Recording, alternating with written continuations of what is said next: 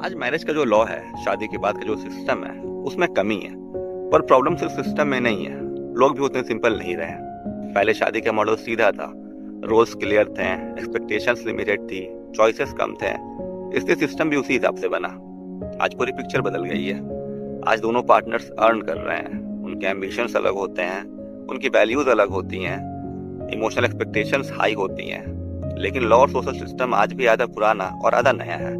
India में अलग अलग फ्रेमवर्क्स चल रहे हैं, Hindu marriage act, special marriage act, और इन सब का बेस उस वक्त का बना हुआ है जब शादी ज्यादा स्टेबल और प्रिडिक्टेबल मानी जाती थी। आज अनप्रिडिक्टेबिलिटी ज्यादा है, इसलिए लोग कहते हैं लॉ अनफेयर है, सिस्टम बायस्ड है, और कई मामलों में उनकी बात सही भी साबित होती है। पर एक चीज हम मिस कर देते हैं, लॉ हर इंडिविजुअल केस के हिसाब से परफेक्ट नहीं बनाया जा सकता, क्योंकि लॉ पैटर्न के हिसाब से बनता है, और आज का पैटर्न है कॉन्ट्राडिक्शन।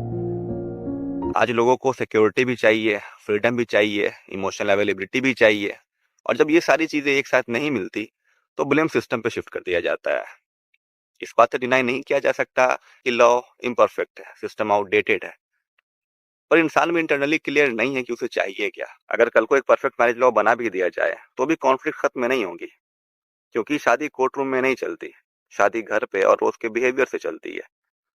लॉ प्रोटेक्ट कर सकता है, पनिश कर सकता है, एक सिस्टम डिजाइन करके दे सकता है, लेकिन इमोशनल मैच्योरिटी इंस्टॉल नहीं कर सकता, रिस्पेक्ट इन्फोर्स नहीं कर सकता, लॉयल्टी गारंटी नहीं कर सकता।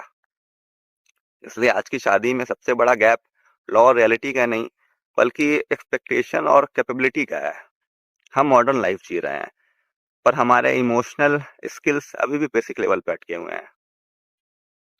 और प्रॉब्लम सिर्फ ये नहीं है कि सिस्टम फ्लॉड है, हम लोग भी उतने इवॉल्व नहीं हुए हैं जितनी कॉम्प्लेक्स शादियां हम क्रिएट कर रहे हैं।